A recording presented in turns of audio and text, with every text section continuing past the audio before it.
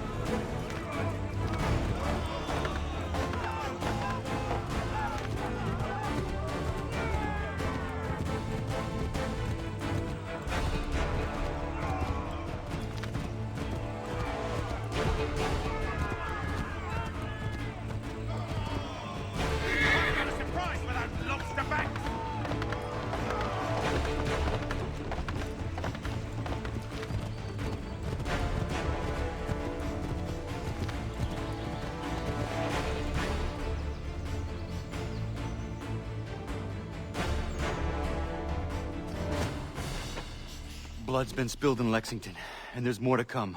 The regulars are on the march. You don't say. And why do you think I'm men up here? Go home, before you get yourself killed.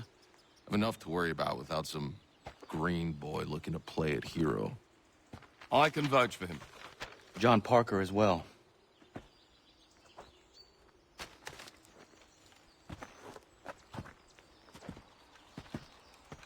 Where's Revere? Captured? What? Fear not. That man's no stranger to sticky situations. He'll be fine. I'm sure of it. You ladies finished gossiping? Parker seems to believe you're not completely useless, so I suppose there's a thing or two you might be able to help with. When the fighting starts, we'll need to hold those positions there. They're critical to the defense of Concord. Good boys. Not used to soldiering, they need someone with experience to direct them. That's something you can do? You'd best be telling the truth. You have my word. Then I suppose all that's left to do is wait.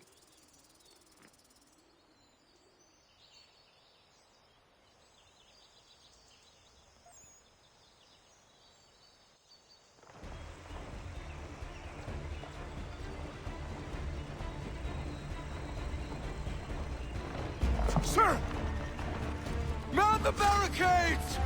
No! Ensure my men hold those positions.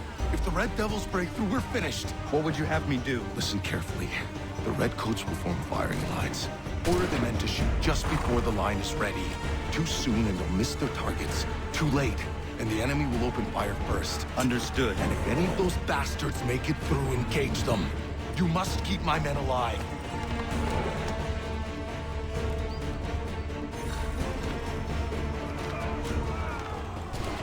Wait for the signal.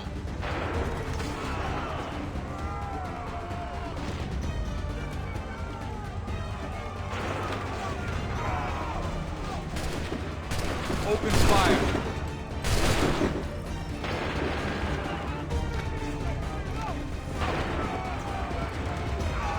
Wait for my signal.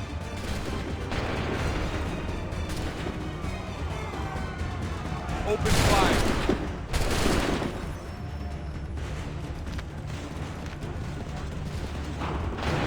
Prepare yourselves.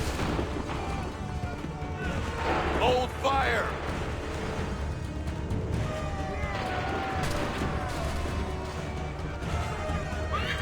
Open fire.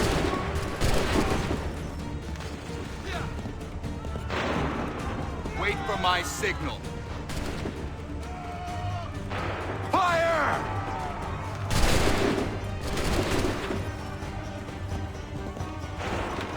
Wait for the signal. Go!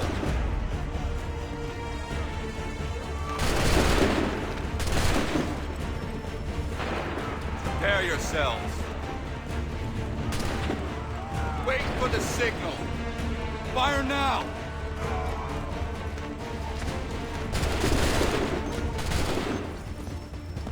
Wait for the signal. Wait for my signal. Go!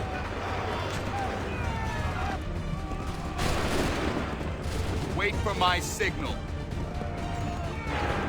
Hold fire! Shoot! Hold fire! Fire!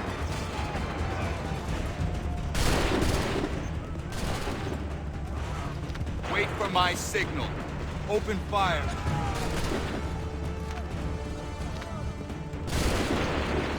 Make ready. Fire! Make ready. Fire!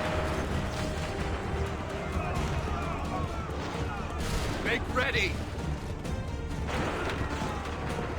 Wait for my signal. Fire! Hold fire! Make ready! Go!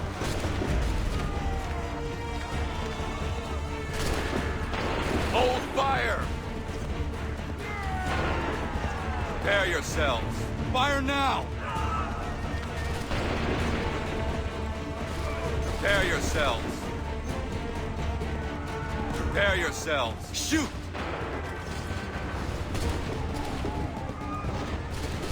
Make ready! Fall back! Fall back!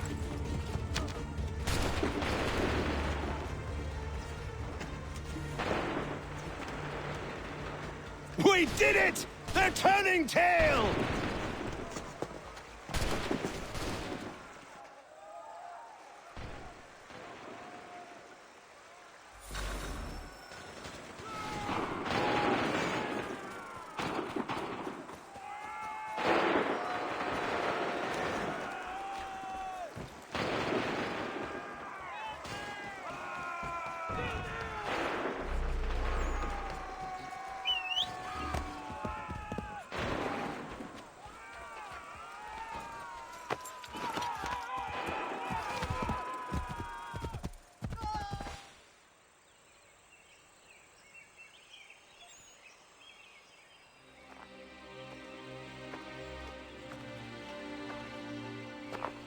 Takes a true monster to do something like this. At least they're gone. I should have struck when I had the chance. Do you know where Pitcairn could have gone? Back into the withered bosom of the British, no doubt. so that he may regroup and plan his next atrocity. I need to find him. Every day I wait, more will suffer. Chin up, friend. Many who should have died today now live because of you. And what of them? We do the best we can with what we've got. It is not enough. It never is.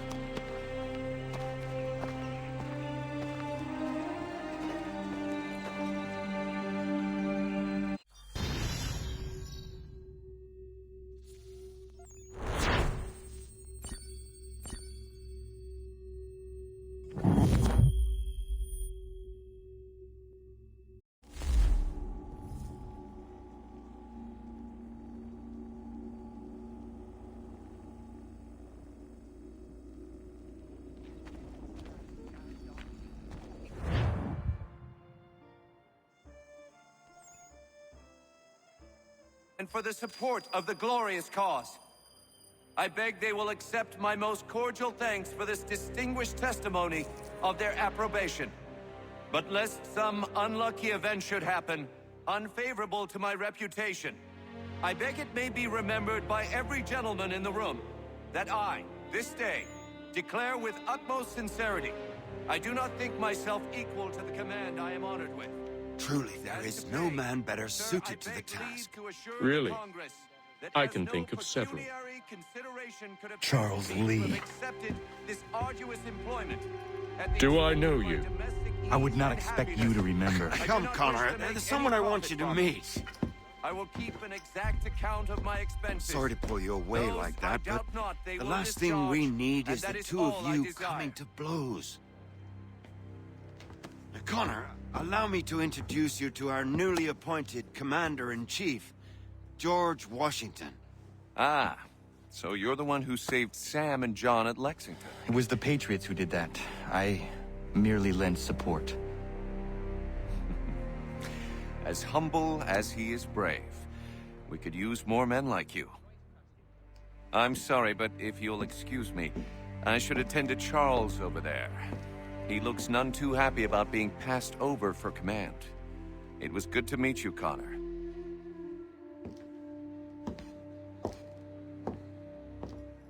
Tell me you have news of Pitcairn.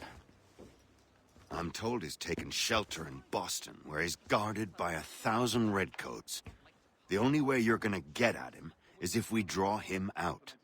Lucky for you, we're launching an offensive against the city in order to do just that. Israel Putnam has been given command of our forces. Present this to him and he'll provide whatever aid you require. You'll find him at the encampment on Bunker Hill. You have my thanks. No need. It's the least I could do. Pitcairn's a dangerous man. The sooner we're rid of him, the better. I would say the same of Charles Lee. Now that's an altogether different beast. Let us leave it for another day. Best you head to Boston, Connor. Nah, the lad was trying to recreate the peat smoke they used back home to flavour the malt when this American variety caught fire with too much gumption.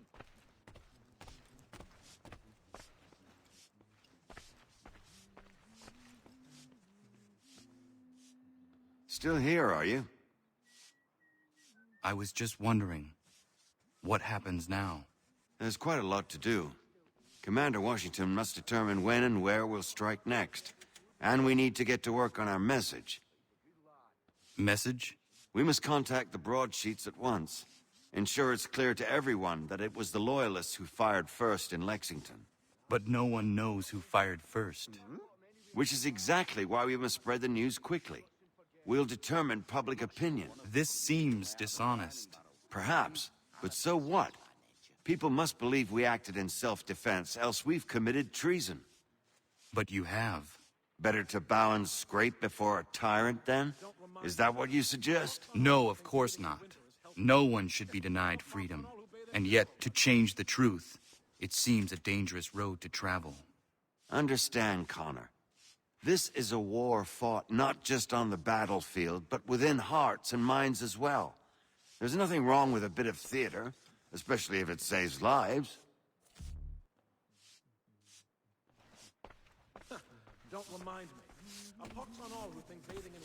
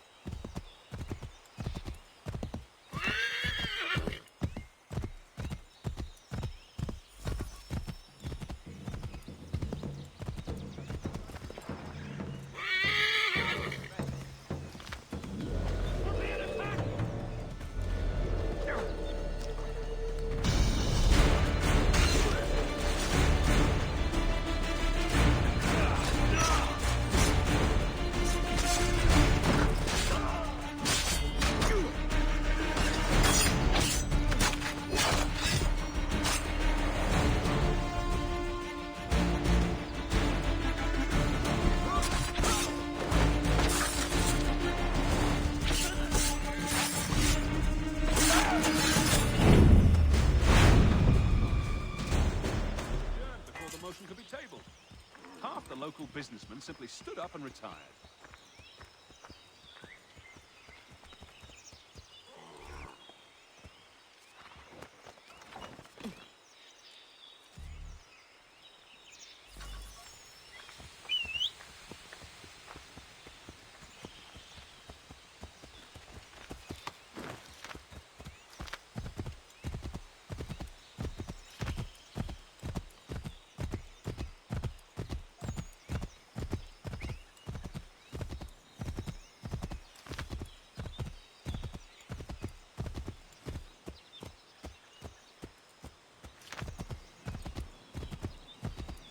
Hold and state your business!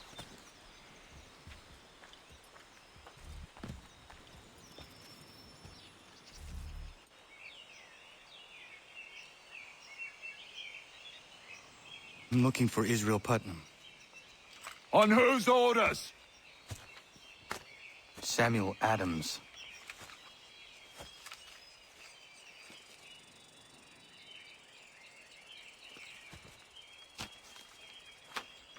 Follow me.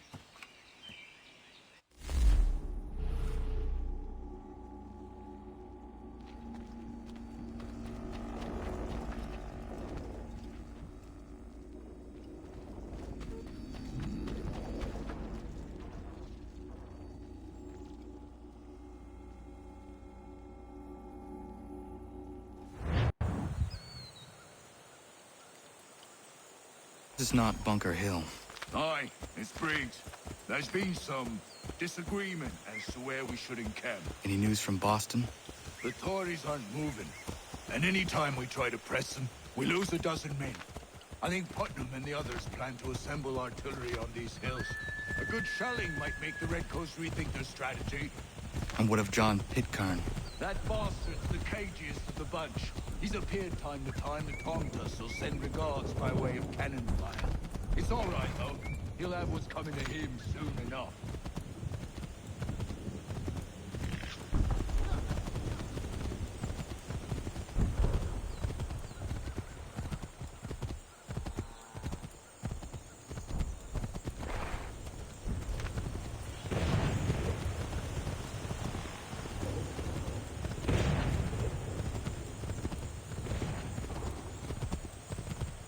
Putnam's just up ahead.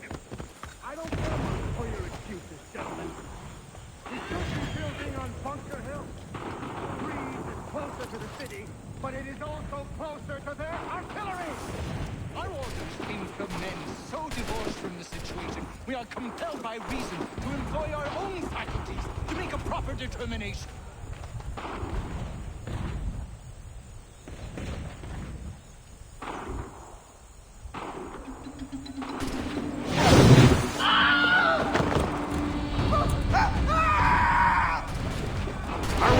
Case.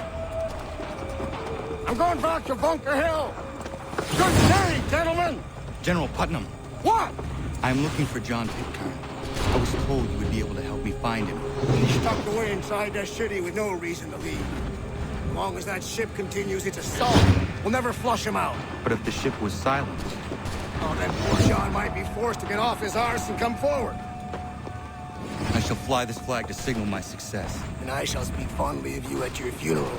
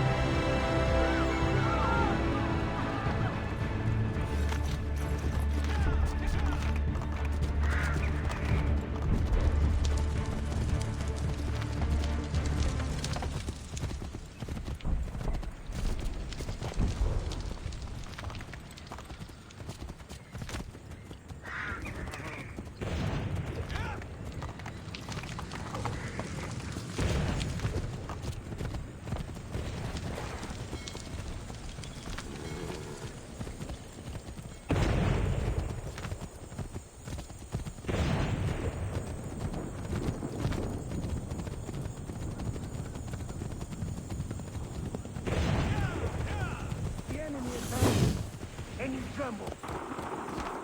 They've better numbers, you say. Better weapons, better training. But I do not fear. Neither should you. For what they have in material, they lack in conviction and care. But not us. We have discipline. We have order. And most importantly, we have passion. We believe. So maintain vigilance. Conserve your ammo. Ensure a proper line of sight. And above all else, men, do not fire until you see the whites of their eyes.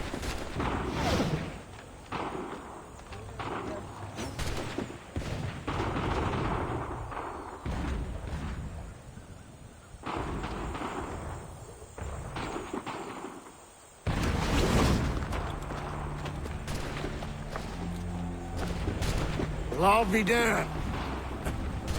You did it. That was quite a speech. Lies, all of it, I'm afraid. Still, such words have carried us thus far. And what of Pitcairn? He's left Boston, as I said he would, and set up camp on Molten Hill. There's no good way to get at him. Not with that maelstrom brewing down below. I suppose you could circle around a bit, or wait for us to thin their ranks.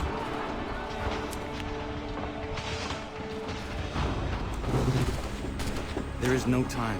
I will have to chance a direct approach. That's twice today you proposed the impossible. I see no other choice. Not because you're mad as a March hare, son. I expect an apology on my return.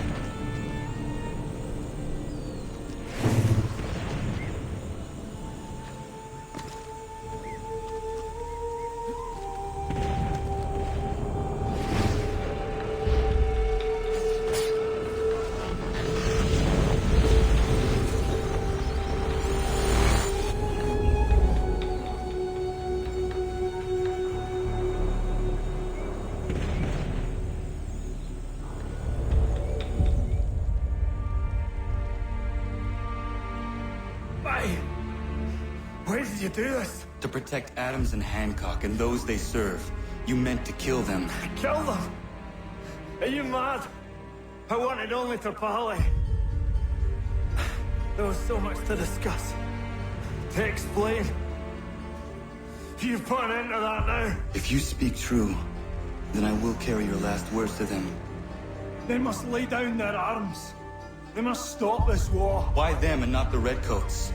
Do you not think we asked the same question of the British? These things take time. And it would have succeeded had you let me play my part. Part of the puppeteer. Or better, we hold the strings on another. No, the strings should be severed. All should be free. And we should live forever on castles in the sky. You wield your blade like a man, but your mouth like a child. And more will die now. Because of that.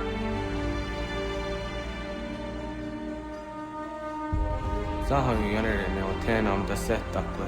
Dinio ne yaho tena tam da setakwe.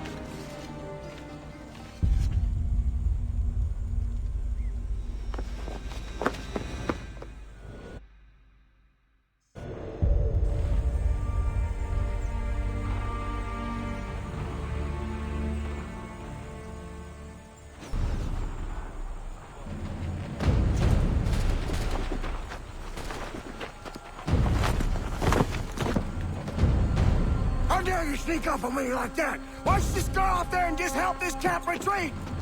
Don't ever do that again, you hear me? God damn it! General Putnam. You live. The same cannot be said for Pitcairn. Well done, I suppose. But it matters little now. I'm ordering a full retreat. We have lost too many in exchange for too little. If the Tories want this hill so badly, let them have it. Boston is the true prize. We have a bigger problem. What do you mean?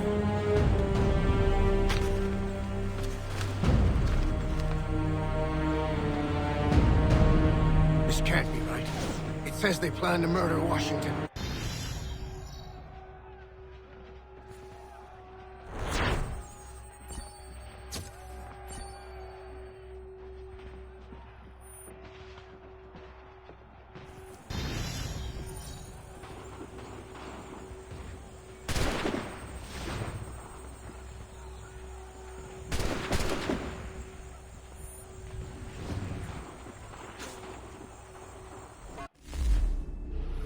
My enemy is tenacious. When money failed them, they took to force. But I have slain Johnson and Pitcairn both, ending their plots. George Washington now rallies the colonists, and their march towards freedom begins in earnest. Little wonder, then, that the Templars now want him dead. They seek to reshape this land into something cold and ordered, something soulless. And he is an obstacle. I must save him, that his cause can flourish and my people remain safe. But the more I prod, the greater the chance I am discovered. The Templars believe their men lost the revolution. In their eyes, the assassins are gone and scattered, no longer a threat. But I fear they will soon discover the truth, and me along with it. I must tread carefully.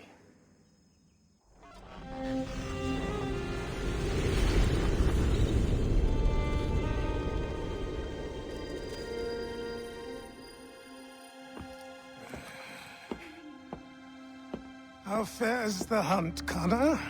There is progress, but I worry it is not enough. You must strike where you need it most. What if you pursued Charles Lee and your father? What then of Paul Revere and the soldiers at Lexington? Soldiers? There were no soldiers in those towns, only men and women who were forced to defend themselves. Is this not why you fight? To protect your people? Your struggle is the colonist struggle. In helping one, you help the other. Encouraging words from one who thought mine a fool's errand. Make no mistake, I still do. But I can't help but feel some pride in your success. And why should I give you any credit? Then don't. But first, return the robe and the blade and the darts and all of the years of training and knowledge I have bestowed upon you. Return these, and then your words may have some merit.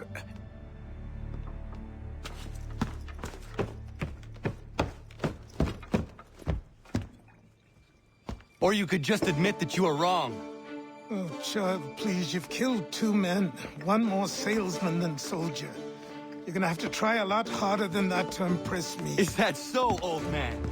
Or perhaps we should step outside. I will gladly demonstrate how easily I could trounce. Connor, this is Benjamin Talmadge. His father was one of us, no need for secrecy. I think he has something he wants to say. Achilles tells me you've uncovered a plot to murder the commander-in-chief. Yes, but I have only false starts and dead ends to show for it. Not anymore, my friend. Thomas Hickey's your man, and I aim to help you catch him. How? I'll explain on the way. You and I are going to New York.